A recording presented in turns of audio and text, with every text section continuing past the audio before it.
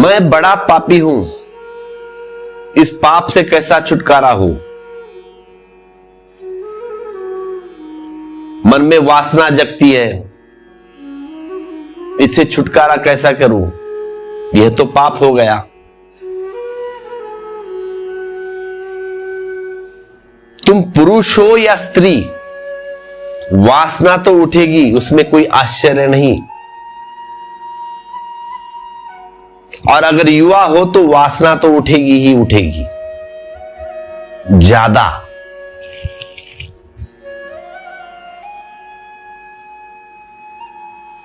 अगर वासना ना उठी तो कहीं शरीर में, मन में कुछ कमी रह गई, कोई बात चूक गई, क्योंकि वासना तो स्वाभाविक है। लेकिन बहुत सारे लोग इसको निंदित मानते हैं।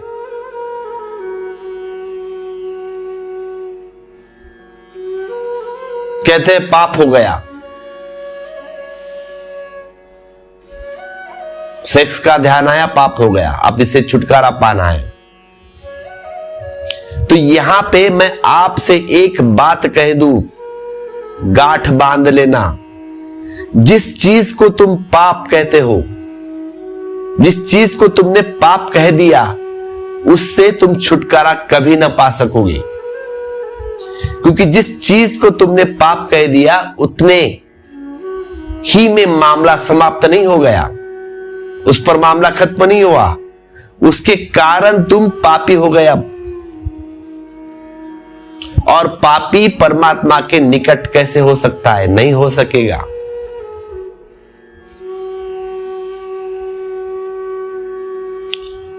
अब भोजन में रस है तो पाप,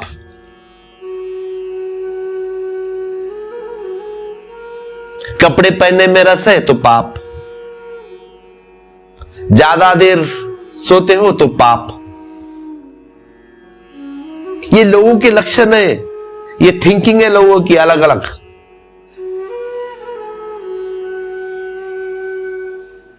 तो सब तरफ से अपने आजू बाजू पाप खड़ा कर लिए सबने।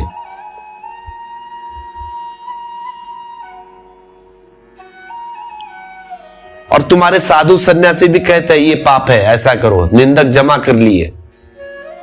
जहर फैलने वाले का बड़ा लंबा इतिहास है।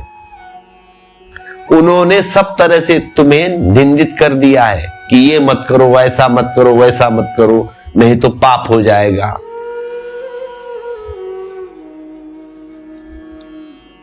निंदक खड़ा हो गया पूरी।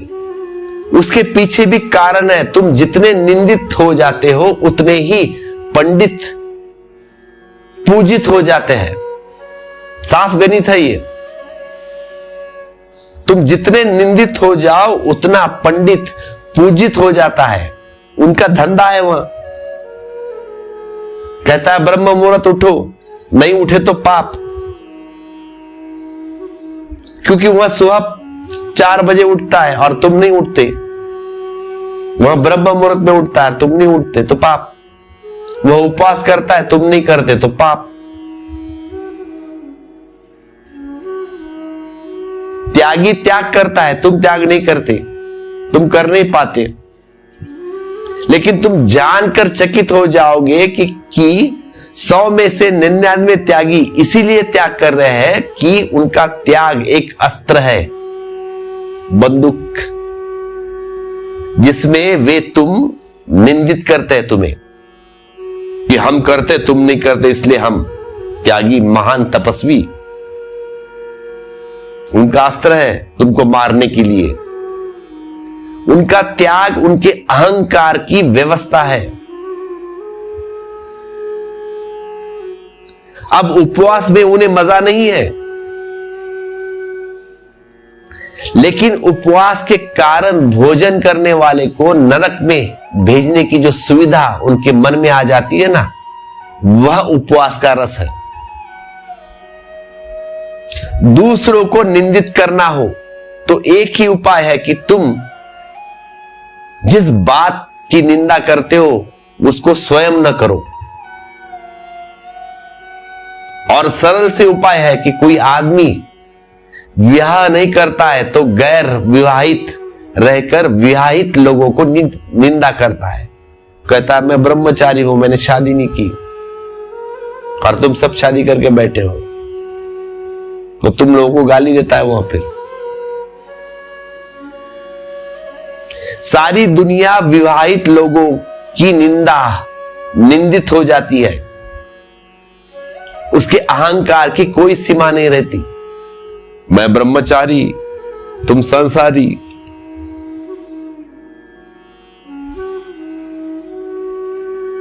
तो कहता है तुम बड़े पापी हो।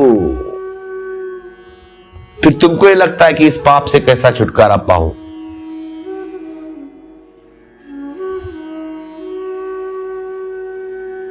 पाप कहां है? जो स्वाभाविक है उसमें कोई पाप नहीं। ध्यान रखना मेरी बात, जो स्वाभाविक है उसमें कोई पाप नहीं।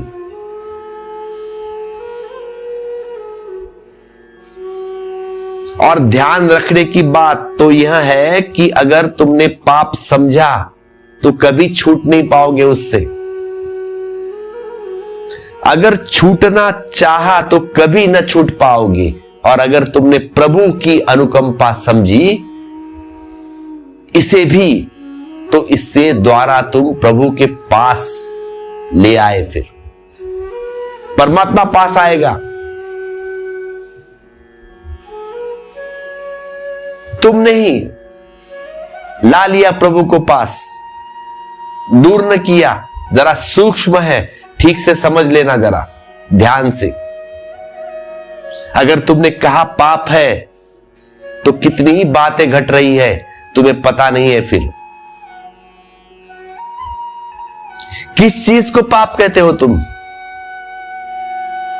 पापी हो गए। किसी चीज को पाप कहा तो पूरी प्रक्रिया पापी हो गई, क्योंकि उसी प्रक्रिया से वह पाप जन्म लेता है, जन्मा है। और किसी चीज को अगर पाप कहा तो बहुत गौर से देखना, बहुत गौर से देखना। तो परमात्मा भी पापी हो गया फिर।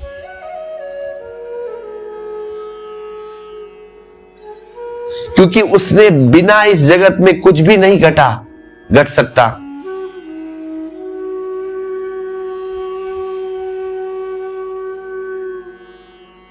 तो परमात्मा भी पापी हो गया।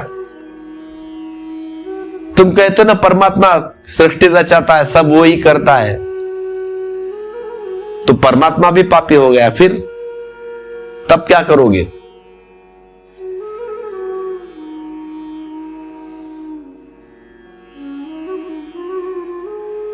तब क्या करोगे?